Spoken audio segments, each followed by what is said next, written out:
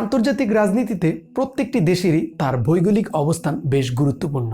দেখেন, ভারতের মানচিত্রের দিকে যদি আপনারা লক্ষ্য করেন তাহলে দেখতে পারবেন যে মূল ভারত থেকে ভারতের উত্তর পূর্ব রাজ্যগুলো একটু বিচ্ছিন্ন। এই পাশে নেপাল, এই পাশে ভুটান এবং এই পাশে হচ্ছে চীন। এখন মাঝখানের যে ছোট্ট অংশ, এই করিডোরটা দিয়ে মূলত ভারতের পশ্চিম রাজ্যগুলো থেকে উত্তর পূর্ব রাজ্যগুলোর সাথে কানেকশন। অর্থাৎ এই ছোট্ট জায়গাটা বা শিলিগুড়ি করিডোরটা যদি না থাকতো তাহলে মূল ভারত দুই ভাগে বিভক্ত হয়ে যেত। মানচিত্রের এই আকৃতিটা দেখতে অনেকটা চিকেন নেক বা মুরগির ঘাড়ের মতো, যেটা শিলিগুড়ি করিডোর বলা হয়, কারণ ভারতের এই অংশটা ভারতের পশ্চিমবঙ্গ রাজ্যের মধ্যে পড়েছে শিলিগুড়ি শহরে। এখন এই করিডোরটার জন্যই মূলত ভারতের মাথা ব্যথা বহু বছর ধরে, কারণ একটি রেল লাইনের মাধ্যমে পশ্চিম ভারত থেকে উত্তর পূর্ব ভারতে যোগাযোগ রক্ষা করতে হয়। পূর্ব রাজ্যগুলো ভৌগোলিকভাবে মূলত স্থলভূমি দ্বারা, অর্থাৎ ল্যান্ডলক বর্ডার। তার মানে পূর্ব রাজ্যগুলো থেকে ভারতের দক্ষিণ বা পশ্চিম রাজ্যে যেতে হলে কোনো নদীপথ বা সমুদ্রপথের ব্যবস্থা নেই, যার কারণে ভৌগোলিক অবস্থানের দিক থেকে ভারতের অন্যান্য প্রতিবেশী রাষ্ট্রের থেকে বাংলাদেশ ভারতের কাছে অনেক গুরুত্বপূর্ণ। এই রাজ্যগুলোর মানুষের সংস্কৃতি, ধর্ম ও জাতিগত দিক থেকেও মূল ভারতের সঙ্গে কোনো মিল নেই। এমনকি পশ্চিমবঙ্গ রাজ্যের সাথেও কোনো মিল নেই, বরং এই রাজ্যগুলোর সাথে পার্শ্ববর্তী মিয়ানমারের সাথে বেশি মিল রয়েছে। সেই দিক থেকে বিবেচনা করলে পূর্বে এই অঞ্চলে রাজ্যগুলোর স্বাধীনতা আন্দোলন নিয়ে বেশ কয়েকবার বিভিন্ন গোষ্ঠীর সাথে সশস্ত্র বাহিনীর লড়াই হয়েছে। একদিক থেকে দেখলে ভারতের ভৌগোলিক অখণ্ডতা ও রাজনৈতিক ঐক্য রক্ষার ক্ষেত্রে করিডোরটি অত্যন্ত গুরুত্বপূর্ণ ভূমিকা পালন করছে। আবার অন্য দিক থেকে দেখলে করিডোরটি ভারতের জাতীয় নিরাপত্তা ও রাজনীতি স্থিতিশীলতার জন্য মারাত্মক হুমকি হয়ে উঠতে পারে। কেবল ভারতের জন্য নয়, সমগ্র দক্ষিণ এশিয়ার জন্য ভূ রাজনীতিতে শিলিগুড়ি করিডোর একটি গুরুত্বপূর্ণ ভূখণ্ড। আর যার কারণেই মূলত বাংলাদেশের ভিতর দিয়ে ট্রানজিট রেল ভারতের অনেক বছরের পরিকল্পনা, কারণ ভারতের সেই শিলিগুড়ি করিডোর দিয়ে রেলটি যেতে অনেক লম্বা পথ ঘুরে যেতে হয় এবং এতে তাদের অনেক খরচ বেড়ে যায় এবং সময়ও অনেক লেগে যায়।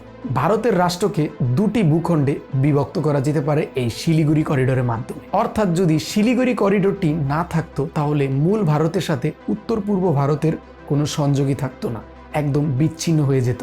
এবং ভারতের 28টি প্রদেশের মধ্যে 8টি এই অঞ্চলে অবস্থিত। প্রদেশগুলো হচ্ছে সিকিম, আসাম, মেঘালয়, ত্রিপুরা, মিজোরাম, মণিপুর, নাগাল্যান্ড এবং অরুণাচল প্রদেশ। এগুলোর মধ্যে সিকিম বাদে অবশিষ্ট 7টি প্রদেশ একত্রে সেভেন সিস্টার্স নামে পরিচিতি অর্জন করেছে। এই সেভেন সিস্টার্স প্রদেশগুলো ভৌগোলিকভাবে ও রাজনৈতিকভাবে ভারতীয় রাষ্ট্রের কেন্দ্রবিন্দু।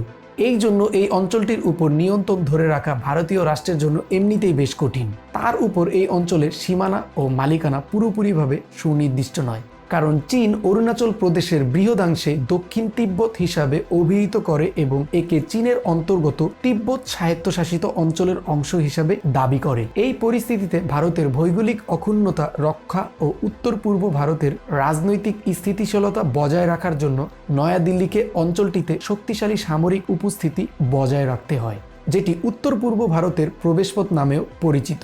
কারণ এই অঞ্চলে কোনো শক্তিশালী প্রতিদ্বন্দ্বী রাষ্ট্র চাইলেই ভারতের এই মুরগির ঘাড় মটকে দিতে পারে। অর্থাৎ শিলিগুড়ি করিডোর দখল করে মূল ভারতীয় ভূখণ্ড থেকে উত্তর পূর্ব ভারতকে বিচ্ছিন্ন করে ফেলতে পারে। সেই ক্ষেত্রে বাংলাদেশের রেলপথ ব্যবহার করে ভারতের উত্তর পূর্ব অঞ্চলীয় রাজ্যগুলোর সঙ্গে যোগাযোগ সহজ ও উন্নত করার জন্য সমঝোতা স্মারক স্বাক্ষর করেছে বাংলাদেশ ও ভারত। ভৌগোলিক অবস্থানের কারণে এই সুযোগ নিতে যাচ্ছে প্রতিবেশী দেশটি। কিন্তু কথা হচ্ছে, আমরা কি তাদেরকে সুযোগ দিয়ে যাব, বা আমাদের থেকে কি তারা সুযোগ নিয়েই যাবে এবং সেই বিনিময়ে আমরা কিছু পাবো না? এক্ষেত্রে অনেক রাজনীতিবিদরা ইউরোপের সাথেও তুলনা দিয়ে থাকে যে ইউরোপে কোনো বর্ডার নেই, সেখানে চাইলে আপনি একটি দেশ থেকে আরেকটি দেশে অনায়াসে ঘুরতে পারবেন রেল সংযোগের মাধ্যমে বা ট্রানজিট হয়ে। কিন্তু ইউরোপের মতো কি সেরকম চিন্তাভাবনা আমাদের এশিয়ার রাজনীতিতে রয়েছে, বা সেটা কি আদৌ সম্ভব? তাহলে অনেক বছর ধরে আমরা নেপাল বা ভুটানে ট্রানজিট চাচ্ছি ব্যবসার জন্য, ভারত কেন আদৌ আমাদেরকে সেটির অনুমতি দিচ্ছে না এবং তিস্তা প্রকল্প নিয়ে বিগত 1 যুগ ধরে আমাদেরকে ভোগাচ্ছে বা আমাদের ঘুরতে হচ্ছে। এখন ভারত এমন সুযোগ পেলে বাংলাদেশ এতে কি লাভবান হবে? বাংলাদেশের ভেতর দিয়ে একগুচ্ছ রেলপথ তৈরি হলে ভারতের উত্তর পূর্ব অঞ্চলীয় রাজ্যগুলোর সঙ্গে রেলওয়ে যোগাযোগ সহজ ও উন্নত হবে। এটি বাংলাদেশ ছাড়াও নেপালকে যুক্ত করবে। নতুন পরিকল্পনার আওতায় মোট 1275 কিলোমিটার দীর্ঘ রেলপথের 14টি সেকশন থাকবে। এর মধ্যে বাংলাদেশের ভেতর থাকবে 861 কিলোমিটার। তবে বাংলাদেশের রেলপথ ব্যবহার করে ভারত বেশি লাভবান হবে। অন্যদিকে বাংলাদেশের লাভের চেয়ে ক্ষতিই বেশি হবে বলে শঙ্কা প্রকাশ করছে যোগাযোগ বিশ্লেষকরা। অর্থাৎ দ্বিগুণ সময় বা দ্বিগুণ খরচ এতে ভারতের বেঁচে যাবে। লাভ ক্ষতির বিষয়টি এখনও পুরোপুরিভাবে স্পষ্ট হওয়া যাচ্ছে না। তবে এখন পর্যন্ত প্রকাশিত তথ্য এবং ট্রানজিটের অতীতের অভিজ্ঞতা থেকে বাংলাদেশের লাভের বিষয়টা খুব একটা আশাবাদী হতে পারছে না বিশ্লেষকরা। এ যাবৎ যা অভিজ্ঞতা তাতে বলা যায় যে নতুন এই চুক্তির বিনিময়ে বাংলাদেশ তেমন কিছুই পাবে না। এদিকে ভারতকে ট্রানজিট দেওয়ার বিষয়টি চীন কিভাবে নিবে সেটাও ভাবনার বিষয়। বাংলাদেশ এতদিন ভারত এবং চীন উভয় দেশের সাথেই এতদিন একটা ব্যালেন্স সম্পর্ক বজায় রেখে এসেছে। এখন ভারতকে সরাসরি ট্রানজিট সুবিধাটা দেওয়ার কারণে চীন এই বিষয়টিকে ভালোভাবে নাও নিতে পারে, সেটাই দেখার অপেক্ষা। তো বাংলাদেশ ভারতকে এই পর্যন্ত অনেকগুলো সুযোগ সুবিধা সেই স্বাধীনতার পর থেকে দিয়েই আসতেছে, কিন্তু বাংলাদেশের যে তিস্তা প্রকল্প সেটার মধ্যে এখন ভিন্ন একটা রাজনৈতিক মোড় এসেছে। চীন যখন এখানে বিনিয়োগ করবে শুনেছে, এখন ভারতও এখানে পলিটিক্স শুরু করেছে।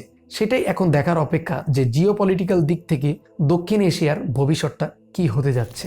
কোকা কোলা মূলত ওই জায়গার কিনা, কোকা কোলার সাথে ওই জায়গার আদৌ কোনো সম্পর্ক আছে কিনা, এবং কোকা কোলাকে বাংলাদেশ যে বয়কট করেছে সেটা কি আদৌ কোনো সফল হবে কিনা, সেই বিষয়ে একদম বিস্তারিত জানতে নিচের এই ভিডিওতে ক্লিক করুন।